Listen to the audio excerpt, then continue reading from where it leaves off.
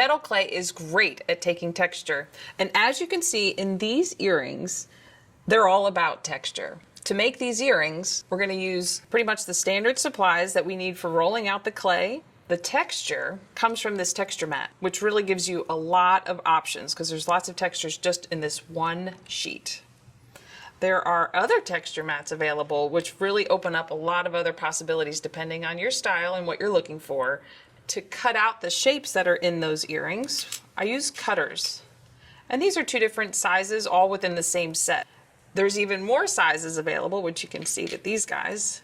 So you can create a lot of different dimension, and there's lots of other shapes available. So really, you can just keep on going. Once the earrings are to our desired shape and texture, we'll use the standard sanding supplies, and then we'll use our standard finishing options, which include a lot of different tools.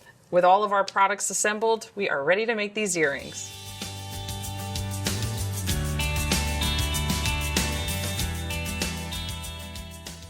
I'm going to start rolling out the clay to a 4 card thickness or 1 millimeter.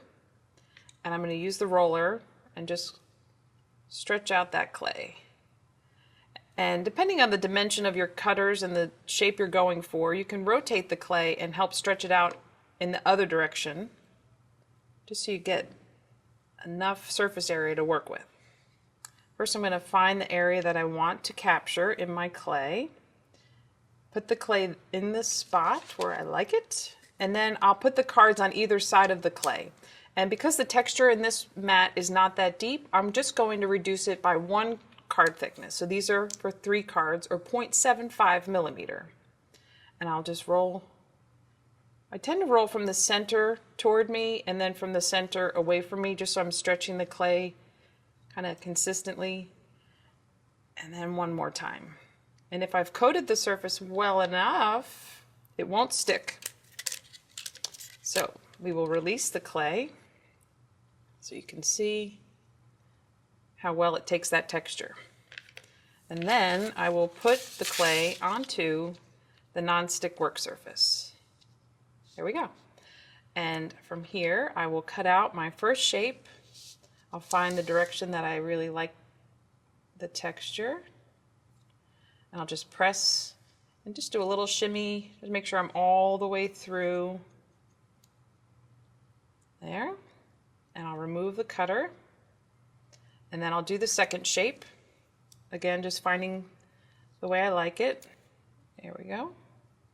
And I will press down a little. You don't really have to move the cutter back and forth. I just like to. Oh, and there it's tuck inside, which is a great thing to be able to show you. I'm just going to use the awl and release it from the cutter. And you want to, whatever tool you use, just make sure you're not adding more texture than what you intended. All right, and from here, I will remove the excess clay, put it all back into a pad of clay, wrap it back up, and set it aside. Next step is to place a little hole. You can be very specific and measure where you want your hole, just so it's even and so you're sure everything's going to be exactly the way you want it.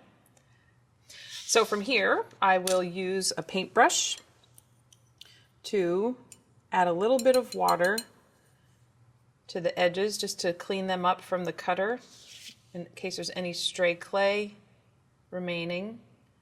Just clean that up a little bit. It's nice to be able to do this while the clay is still wet. All set with that, I'll repeat it, set these aside to dry. Then they're ready for refining.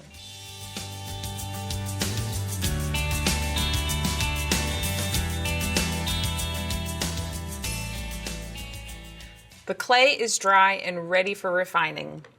To start the refining process, I'm going to use a sanding block to go around the edges just to make sure they're nice and smooth. These will be earrings, and really for any jewelry, you want to make sure everything's really nice and smooth so you don't get any scratches. I'll go around the edges and clean those up. And then these sanding blocks have a lot of different grits, and you can continue through the progression of those grits until you're happy with the edges. And then I'll use the polishing papers to just take off that edge just a little bit. and then to refine the surface. Now I don't want to take off too much because the texture's there and I don't want to remove the texture too much. It just really helps polish the metal. Even though it's clay, it really is still metal and can benefit from this polishing. And I'll do the back. And again, this is the lowest grit. I'll work all the way through to the highest grit. And I will use a jeweler's file. This is the round jeweler's file, and I'll use that to refine the opening that I'll use later for assembling the earrings. And when you're doing this, you don't want to go too fast, and if you find any resistance, you'll want to just make sure you stop and then restart the process. Don't keep going if you get resistance. This sanding stick will make that opening a little smoother, and not that you'll notice it, but for me, and I'm sure for you, you really want to make sure your jewelry is finished as best as it can be. And in this stage, it's a lot easier to finish than it is when it's metal. So just take the time to go through all the grits and pay attention to those really finer details. These sanding swabs will get into all of the different areas where if you want to heighten any of the texture or get into any tight corners that you might have, these are really a sweet product to be able to take advantage of. And they have many levels of grit, so you really can take these up to near perfection before you fire them. Once this is done, you'll repeat the process through all of the pieces, and then for any of the debris that you have left over, I like to have a jar on hand based on the clay that I'm using. I'll label the jar so I remember a week from now which jar belongs to which clay, and I'll use my knife and I'll just kind of scoop it up and put it into the jar. And you'll be amazed at what you're able to capture once you get through the refining of all of your projects.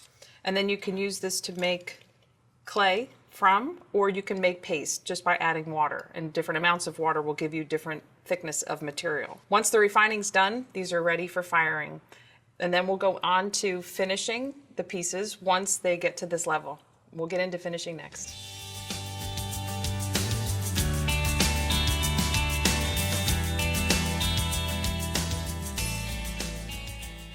Our pieces are fired and ready for finishing. To finish these, I'm going to show you the wire brush technique. I'm just going to use the wire brush across the surface, and the brush is really great because it gets into all the nooks and crannies of the texture. By using the pieces on the rubber block, that helps me hold the piece in place while I brush and really work hard at that. And then in addition to the front, you want to also make sure you get the sides as well as the back. This is a nice finished pair of earrings for you, and you want to make sure they're finished perfectly. Now, you may love the satin finish, or you may want to take it to a greater polish. And the earring parts that are here, they were done with the wire brush and then taken to a higher finish using the tumbler. In the finished design, I added a patina. The finished design was then assembled using jump rings, and I snuck in an O-ring between the layers to give some added dimension. Added that to the ear wires, and the earrings were ready to go. With all the textures and shapes you have available and all the options in your finishing techniques, you could really have fun exploring the combinations that you can create.